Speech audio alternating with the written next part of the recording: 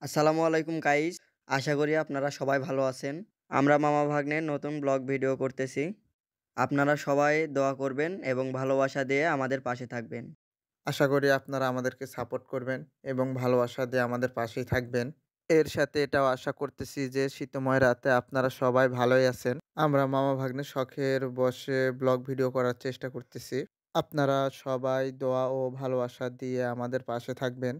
বেশি কথা না বলে আমরা ভিডিওর দিকে অগ্রসর হই। আজ থাকছে আমাদের তাহেরপুরের বিখ্যাত ঝালমুড়ির গল্প। আপনারা পুরো ভিডিওটা শেষ পর্যন্ত দেখবেন।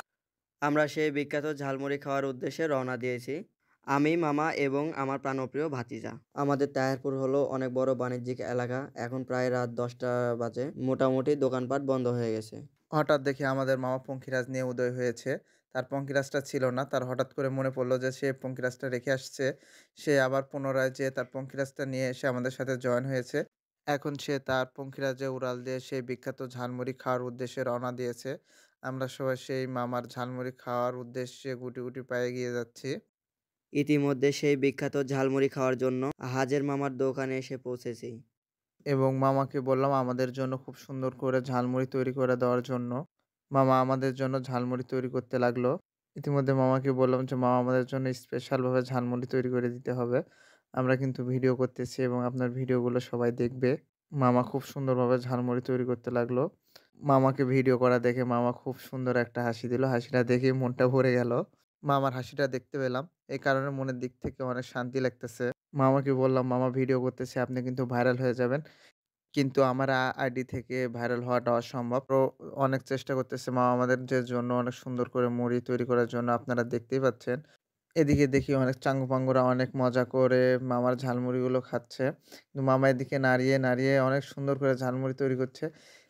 ঝালমুড়ি তৈরি করা দেখে আমার ভাই, মামার ভাতিজারা বলতেছে কেমন লাগতেছে তারা একটু খেয়ে দেখবে এবং তাদের উদ্দেশ্যে মামা ঝালমুড়ি দিল। তারা হাতে নিয়ে খেয়ে দেখতেছে। খেয়ে জানালো যে হ্যাঁ, ঠিক আছে। তারপরে মামা আমাদের জন্য ঠোঙ্গায় ঝালমুড়ি তুলে দিতেছে। সো আমরা ৩ জন ছিলাম। ৩ জনের জন্য আলাদা, আলাদা করে ঝালমুড়ি দিতেছে। আমাদের উদ্দেশ্যে ঝালমুড়ি দিয়ে দেওয়া হলো। তখন আমরা ঝালমুড়ি খাওয়া শুরু করলাম। ইতিমধ্যে আমার এক বন্ধু এসে আমাদের সাথে জয়েন করছে। সেও ঝালমুড়ি খাচ্ছে। তবে আসলে মামার ঝালমুড়িটা অনেক সুস্বাদু এবং আমরা সবাই কিন্তু অনেক তৃপ্তি করে এবং মজা করে ঝালমুড়ি খাচ্ছি।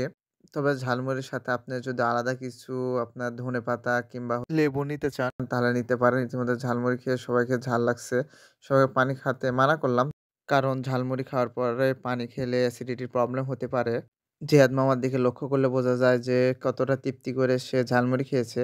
তারপরে সে পানি খাওয়া নিয়ে অনেকটাই ব্যস্ত যে তার এতটাই ঝাল লাগছে, সে অনেক পরিমাণে পানি খেতেছে।